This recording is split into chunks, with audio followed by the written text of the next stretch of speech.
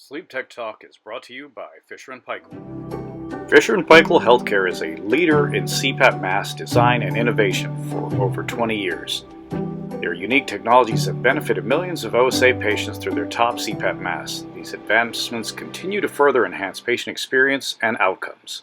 All right, everyone. It's another day, and that means another podcast. And when it's another podcast, it's time for pre-calibrations. What is going on today? Jerry, we have a couple of great guests with us today from inHealth and CoachLinq. We have Aubrey Sawyer. Aubrey is a category creating co-founder and healthcare innovator known for building systems that activate human behavior at scale. She co-founded inHealth more than a decade ago, turning a deep focus on how people actually change into one of the most clinically credible behavioral activation companies in the country. Backed by NIH-funded trials, peer-reviewed research, CDC recognition, and national payer distribution. Today, she's extending that work through CoachLinq, a modular behavioral AI infrastructure built from inHealth's foundation and designed to layer into any healthcare technology platform to engage people in their health before motivation exists. So we're going to welcome Aubrey, but along with Aubrey, we have Dr. Michelle Alencar. Dr. Alencar is the Chief Science Officer and co-founder along with Aubrey. And she is a behavioral scientist and professor whose career centers on understanding what helps people sustain health, behavior change over time. She co-founded inHealth, where she helped design the research, training, and evidence-based behind nationally scaled, clinically validated coaching programs.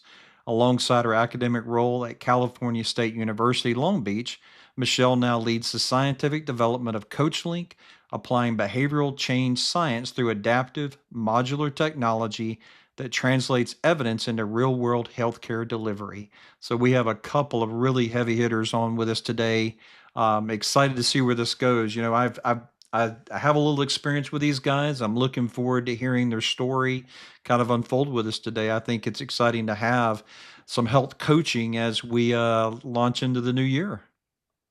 Hey, Emerson, I have some experience with this team also. I didn't realize going into the call today and, until I, started to see the names and the name of the company, because I think I missed, somehow I missed who they were, but I worked with them, back in my time at Apria, and they absolutely changed the trajectory of our patient engagement, patient outreach, and just the overall strategy from a coaching perspective for us as a company. And I was a little skeptical, but at first, but they absolutely changed my mind and became a big part of the success story in rolling out a successful sleep coaching initiative at Apria.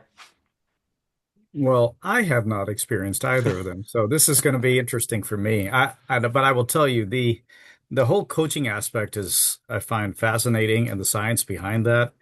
How do you get the most out of it? In fact, Emerson, I think I can't remember which conference it was. You actually spoke to that about coaches and how you're able to get the best out of people. So it's going to be very interesting to say that. And to your point earlier about New Year and health goals and things like that, I think this is the right time and the right group of people for us to talk to.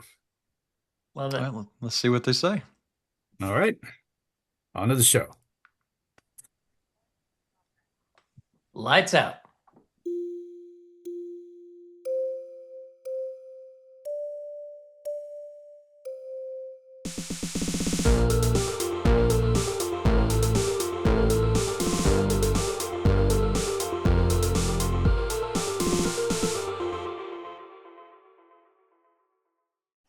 Welcome, everyone, once again to another episode of SleepTech Talk, the sleep podcast with your hosts and friends, Emerson Kerr, Robert Miller, and me, Dr. Gerald George Moneycarode. Folks, as always, we've got a fantabulous episode for you all, but this one extra special because it is something to bring in the new year, and we always hear about new year, new you. I don't know how new you it's going to be, but it's your three friends over here once again talking to you with some special guests. But before we get started, I want you to know that we thank you so much. For the past several years, you have been by our sides and we have grown tremendously. Thank you so much for that. But not everybody is subscribed to the show. Out of the thousands and hundreds of thousands of people that are watching now, be sure to just hit that subscribe button. And while you're at it, hit the like and be sure to share. And thank you all so much for that. And a huge shout out to our sponsors for helping us get to this level. Without them, we couldn't do this. And folks out there, be sure to check them out and give them a shout as well. With that being said, Emerson, what's going on today? Well, hey, Jerry, we have some great guests with us today. As we are kicking off the new year, everyone starts to think about their new year's resolutions and things like that. And we have the CEO and co-founder of inHealth and CoachLinq, as well as the CIO, the Chief Science Officer, and co-founder. We have Aubrey Sawyer and Dr. Michelle Alencar with us today. And welcome, ladies. It is absolutely fantastic to see you. We have a great history together during my time and your time a little bit at Philips, and I got introduced to inHealth, and it was such a treat to have you on our show. As we head into this new year, there's a lot of people talking about New Year's resolutions. They are ready to reset and get healthy. Aubrey, as you think about what you guys do at inHealth and this topic today, tell us a little bit about inHealth and CoachLinq, and of course, Dr. Alencar, if you can too, jump in and share. But we want to hear from you. What is it that someone could benefit from by connecting with you guys and your organizations? Yeah, thank you so much for having us today. It's so good to see you, Emerson. Oh my gosh, it's been too long, but just so excited about the work that you all are doing with the SleepTech Talk podcast. It's going really well. It's awesome. So thanks so much for having us. So yeah, we are celebrating our 10th year in business, actually. So we have been doing this for a decade now. I can't even believe it. But yeah, I mean, we have been obsessed with human behavior for a very, very long time. And it's finally coming to the point where people are recognizing that that really is truly the front door to human health, is our behavior, right? And a lot of that has to do with what we teach and what we strive to have our patients really incorporate into their lives through the lifestyle therapeutics component of everything that we do. And at the top of that list is sleep. We've built this program really centered around 7 pillars of health. Today we have 11 peer-reviewed publications in all different kind of areas of health, whether it be sleep, adherence to medical devices, diabetes, hypertension, smoking. I mean, you name it. We've done studies on it. We have randomized controlled clinical trials that we've done that were funded by the NIH. Some of the first of their kind, actually, 10 years ago, before really lifestyle and coaching was really even mainstream. And I guess what I could say is, in terms of kind of New Year's resolutions and things like that, it's thankfully becoming more of a trend for people not so much to set New Year's resolutions anymore, but more focus on the things that they can add to their lives that are going to help with their actual behavior change and their change in their lifestyle. And so I'll let Michelle talk a little bit more about that. But yeah, in terms of what inHealth is doing today, we're doing what we've always done. It's all about behavior change. It really is. And now we're adding on the other layer of the AI, which is CoachLinq. And we could talk about that a little bit more later. But yeah, I'll let Michelle talk about resolutions and kind of what our thought process on that and where we kind of drive our patients. Yes. Thanks, Emerson, Robert, Jerry. Thanks again for having us. I think when we think about our resolution, we have to understand that willpower is a very fragile fuel source, right? By just relying on willpower, you're not going to get very far. So when you think about the behavioral science side, which is where I get my jollies, It's that intrinsic motivation and the identity that base our habits is far more durable. So when we have a habit and we start to stack on top of that habit, that's when things become more likely to be, something that we do in the long term. So for example, if we're taking the stairs, up the stairs to go to our workplace, doing that, instead of 2 days, we're doing that 5 days. So when we start to think about these resolutions, we start to help people change their current behaviors that adds on to those behaviors versus trying to start something brand new. So when we think about New Year's resolutions and we think about things that truly matter to us for our health, one thing I leave to these, listeners is think about what you're already doing and think about how you can stack those behaviors on top of each other. What we do in our methods, at inHealth and what we're building on the AI side at CoachLinq is how do we do that in a very realistic way that's meaningful that you can actually do in the long term?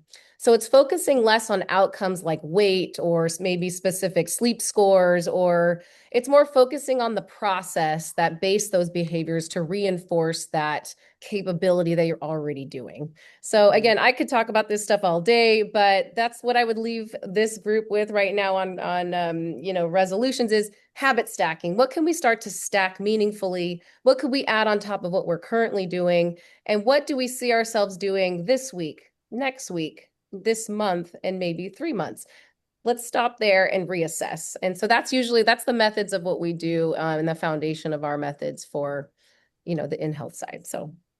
Well, that's awesome. Full disclosure, I got to work with you guys for a few months, and it was so fun because not only was I helping you sell the program, but I got to be a bit of a guinea pig and get to experience it with super coach Katie Sims. She was awesome.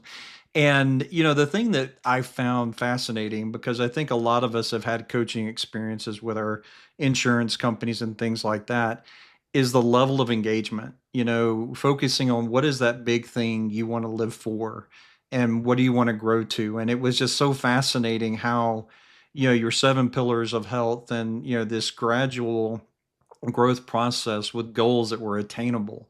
We weren't setting a goal that was unreachable as much as it was setting one that we could reach week after week and then month after month in your growth process. So, Michelle, when you think about that, can you kind of break that down a little bit? Because that's really a beautiful process that you put together that really helps the person, like you said, with habit stacking, but really helps them achieve these goals in small bites. Can you kind of break that down and why that's as successful as it is?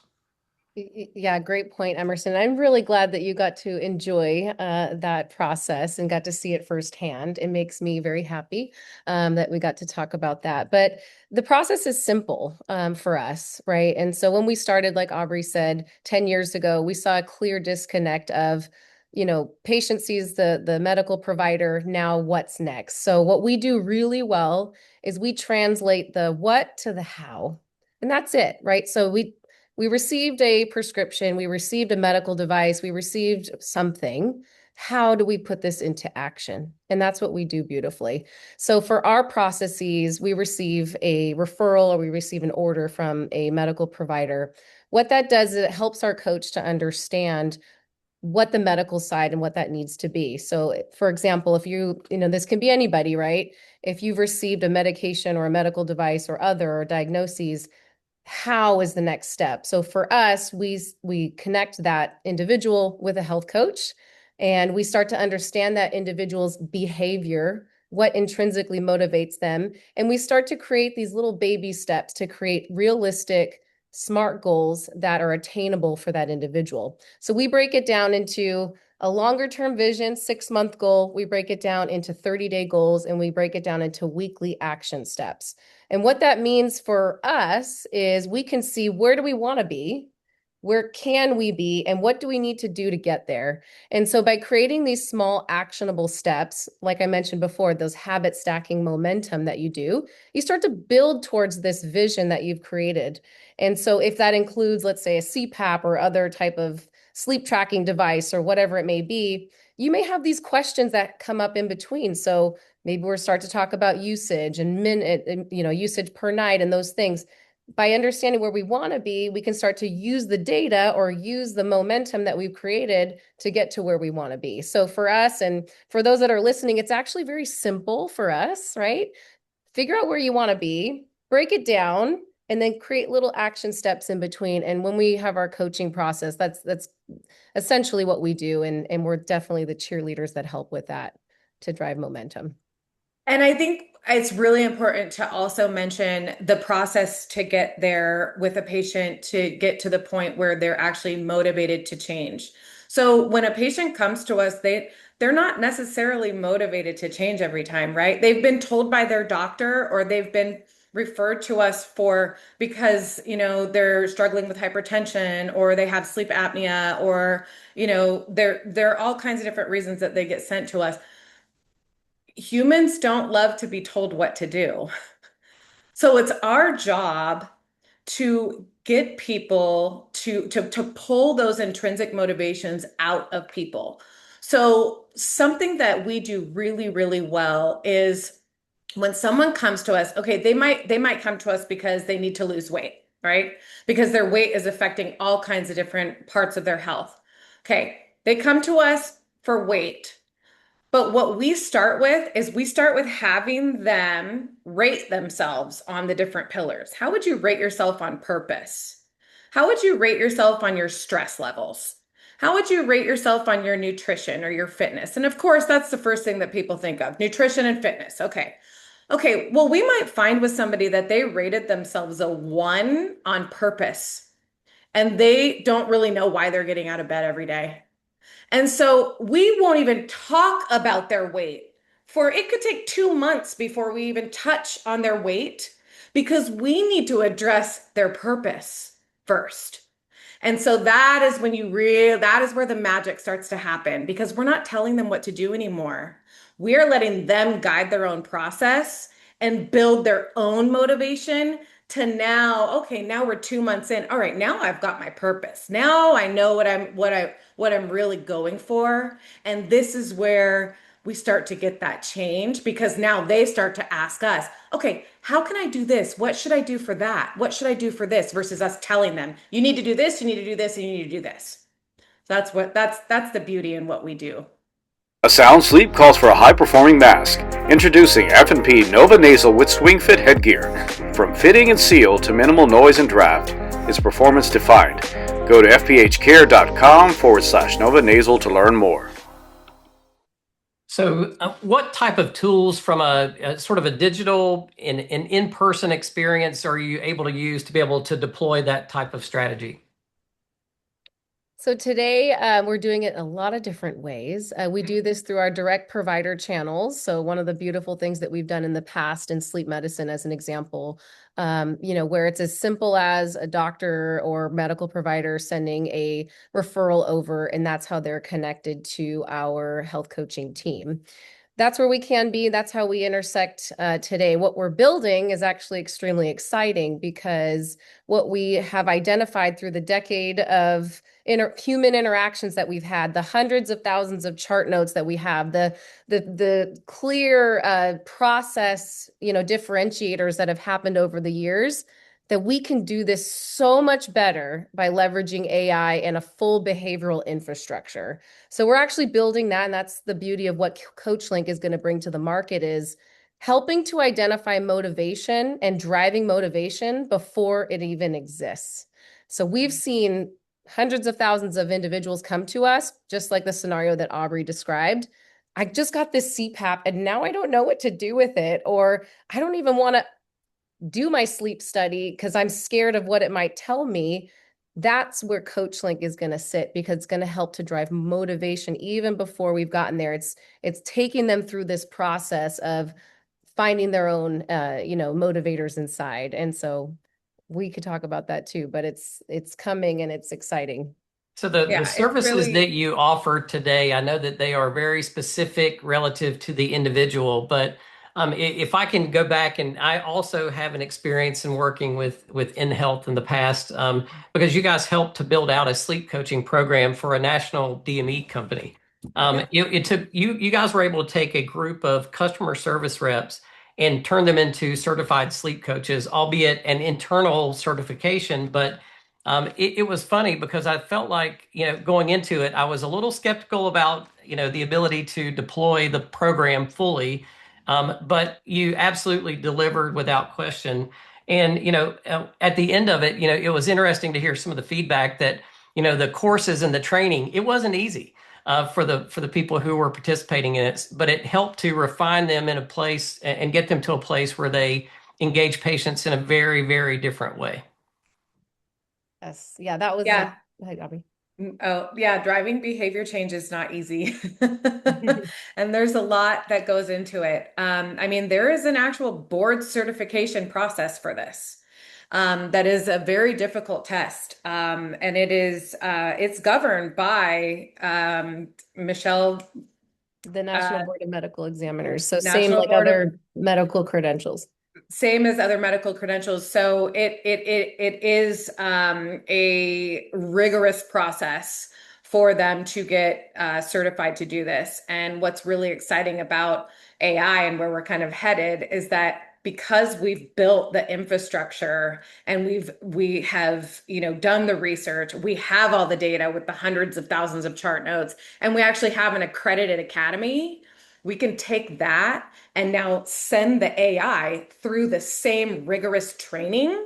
And now we've got guardrails built around our AI to where it's not dangerous anymore, right? There's a lot going on with AI, especially as it pertains to healthcare, that is very dangerous. It could be telling people, because it can hallucinate and tell them to do all kinds of stuff that a provider would have never told them to do. And so this is the value of what we bring now is these years and years of all of the data and the science behind all of it, and the accreditation that we used with your company, Robert, where we were able to train the humans. Now we can train the AI to do the same thing and then get the people motivated and engaged before we send them to an expensive program. So we need to figure out what is the program that they even need to be going to? Who do they even need to be talking to first? Now we'll send them to the program versus sending them to the program without them being motivated, spending all of that money and having them drop off after 30 days. So this is what we're building now. In terms of what we do on the side of inHealth and the whole kind of activation and the whole deployment of our program, that can be looking at CPAP data and having that integrated into the platform. Of course, we have weight scales integrated into the platform. We have blood pressure cuffs, diabetes devices. All of those devices are all integrated into the platform. But at the end of the day, it comes down to the relationship with the coach. That's really what it comes down to. You can look at all the data in the world, but it really comes down to that relationship. So, Dr. Michelle, a question for you is now these guys are going to make fun of me about this, but about that I actually read a book. But there's a book called Atomic Habits by James Clear, and he talks about habit stacking. Now, the challenge here is what you brought up. You may know the why and you may know the what, but the how is the challenging part, right? And from what you both are saying, Aubrey, you and Doc here, is that that's where you actually help them is the how part to from the intellectual aspect of I know I need this, I need to do these things, but how do I get there? Am I correct in saying that? You're absolutely correct. And that's where the magic happens differently for each person. Everybody's why is different. Maybe it's to have more energy to play with their grandkids, or maybe it's to walk their daughter down the aisle for their wedding. There's something there that's driving that individual, as an example.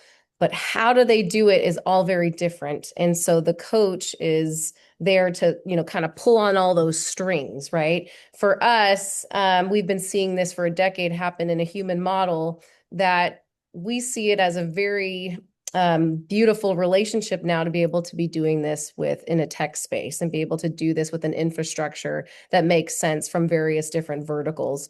And so by understanding habit stacking, that's the foundation. But from here, we see it going all the way up, like the DMEs helping with reorders and resupply and seeing, why are they not reordering, or looking at it from a pharmaceutical perspective, why are we not refilling prescriptions? We see it go so far up the chain because it all boils down to that exact component, right? Is how. Everybody's how is different. Once you can figure out that connection, you start pulling it from one string to the next. And that's how we keep driving engagement. In our publications, you'll see we have some of the top levels of engagement out there. And that's because of that reason. We figure it out, we figure out how to drive the how, and we keep that engine churning over and over again. I think one of the fun experiences I had with you guys as the pseudo patient was the accountability part. And I remember doing the photo of my dinner that night, and I was so proud of it because I had this shrimp dish and it had all this butter. And when I sent it in, I was so proud of it. And then Katie says, "That's a lot of butter with your shrimp," as opposed to the other way around. But you know what it did help is it's not just all of the why and the how, but that accountability that the patient has, or to your point, because whether it's a CPAP or a meal or the exercise or whatever that, or even back to purpose, it's really always tying these pillars back again, because I think they all matter in the grand scheme of things. So as you look at this, and you look kind of forward in what you built with CoachLinq, how does all that fit together? Because that's quite a puzzle. How do these pieces all fit together now? I think it's pretty simple for us, and it goes back to just how we train our human coaches is how we're going to train this infrastructure. When you think about the dimensions of health and sort of what factors are, involved there, it's physical, it's mental, it's all of those different components that are all pieces. So when you think about the tech puzzle, right, the EMR data is pulled in. The interactions that they have with other tools, whether it be an app or a device or others, their social interactions, how do they interact with other individuals? And so all of those pieces are all funneled into this engine that we've created to help the AI learn from each of those different pieces of that individual. We see more, like I said earlier, how often are they reordering their device pieces? There's so many things that are part of this engine that would spit a different output out for each person. What would spit out for me? What would be different for you, for Aubrey, because of all these different factors. And the way that we train our humans is to really understand these different layers. And we have priorities all the way from the top down on how we would touch on it. But everything gets served up in that fashion that's meaningful for that individual. I don't know if that makes sense. Yeah, I mean, everyone's behavioral code is completely different. And so this is going to be able to unlock the different behavioral codes of every individual person that comes through. And so what might motivate you, Emerson, to take the butter off of your shrimp, right? Might not be the same motivation that somebody else needs. What really drives that accountability for you might not be the same accountability for someone else. I always go back to the story about my husband, being diagnosed with hypertension, and all of a sudden from his employer benefit plan, we get this box on our doorstep with a weight scale and a blood pressure cuff in it. Like, he didn't ask for that.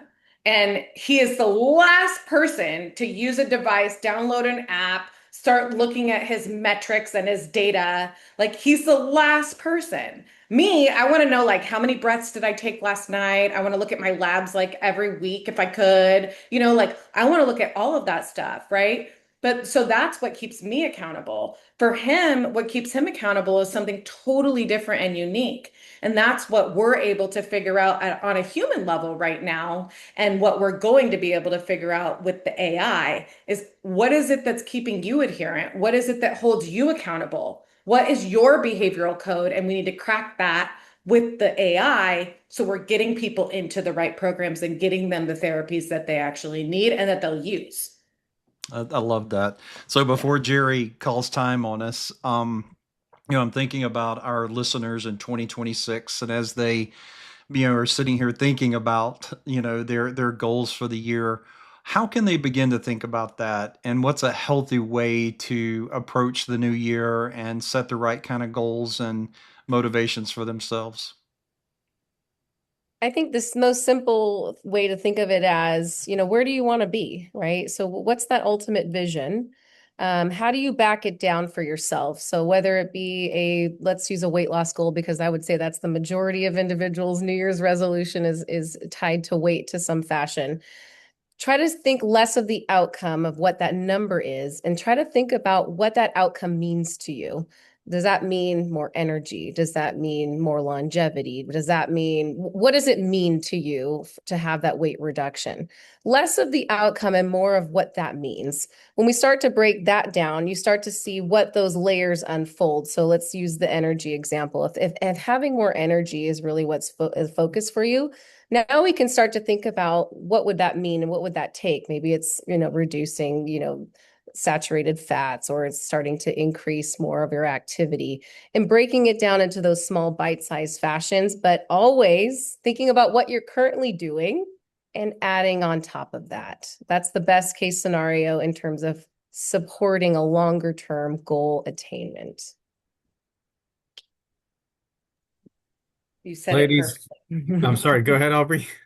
I said she said it perfectly. I leave that to the scientist. There you go. There you go. Well, I appreciate that, and thank you all so much, but we are out of time. Where can people get more information about inHealth and CoachLinq? Yeah, so they can go to inhealthonline.com. And that's where they'll be able to link over to the CoachLinq page. You can find all of our research there, and our publications. You can you can see us, our leadership team. Some of our coaches are on there. But yeah, it'll give you more information on how inHealth works, and then also how we're starting to integrate CoachLinq and the new AI technology into this whole behavioral science mechanism and healthcare ecosystem. Fantastic. Well, ladies, thank you once again for joining us. This has been an amazing conversation. Way too short, right? Yeah, it does go by fast. You said it would go by fast. It did. Yeah, it does. But thank you all so much. And folks out there, we sincerely appreciate you joining us. Once again, don't forget to like, subscribe, and share the show with all your friends out there, all the sleep professionals and sleep curious. And this particular episode, all those who are looking to get healthier in the new year. And don't forget to check out our sponsors. A huge shout out to them. Until next time, we say lights on. Be sure to check out our clinical sponsor, Sleep Review Magazine. More details in show notes. All right. Another show, and it was quite a show, really jam-packed. And that means it's time for post-calibrations. What did you gents think? I went into this with some experience of knowing these guys and these ladies. And, one of the statements that they made that was just really powerful, I even wrote it down, was willpower is a fragile fuel source. And I love that because you think about how everyone is looking at the new year and their resolutions, and they've got all this willpower. And I know my gym, I almost want to take 2 weeks off because it's going to be jam packed for about 2 weeks, and then everybody will kind of thin out. But I think that speaks to that is everybody comes in with this willpower. They just spent 2 weeks overeating and eating all kinds of food, and now they want to trim down for summer, and that willpower fades away. And I think what inHealth is doing really speaks to that. And I love that statement. I'm actually going to keep that and on my desk because willpower isn't enough. There has to be a process. And you mentioned James Clear in the show, but he says that people rise to the level of their processes. And I think that this really speaks to that. So great episode. I love what these guys are doing at inHealth. Well, and I'm glad you mentioned the author, Emerson, because I have to say and give you some props, Jerry. This is the best application of a book that you've read in one of our conversations. You had them shaking their heads. So you absolutely hit the nail on the head today. Hey, I read once in a while. I understand words. But thank you. Yeah. But to the limiting factor of what was the word that she said? Willpower.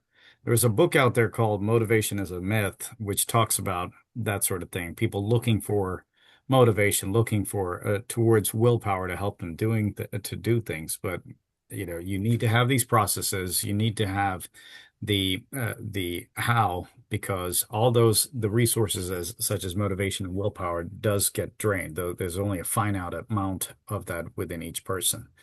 And I thought it was fascinating to hear the doctor talk about it, and then Audrey talk about how it's actually implemented.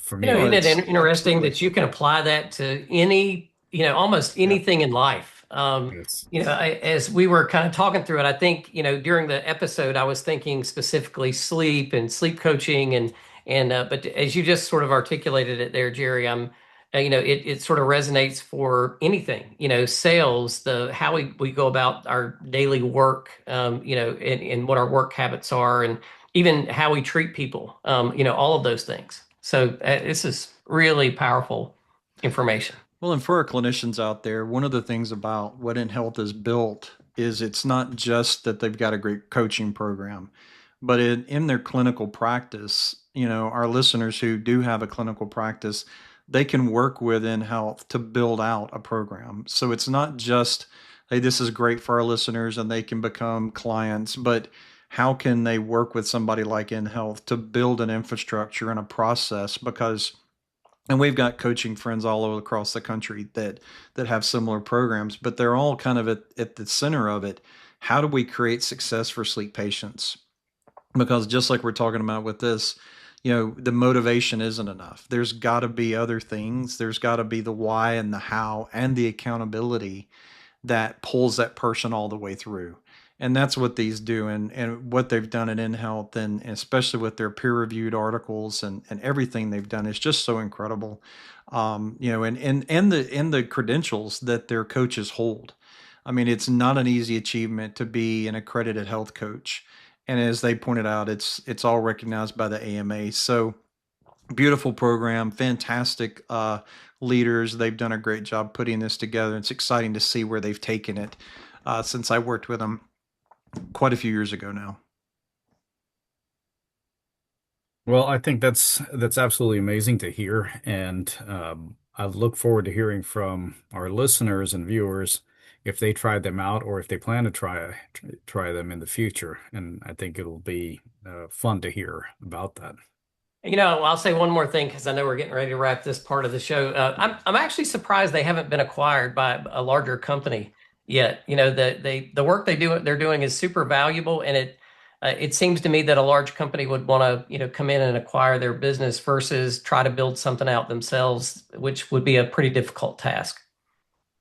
So just put it out there for the inHealth folks that you would be a hot commodity if you were on the market. That truly makes a lot of sense. I would agree with you there. Yeah, they're a great product. Well, folks out there, thank you so much once again. Cheers and Happy New Year.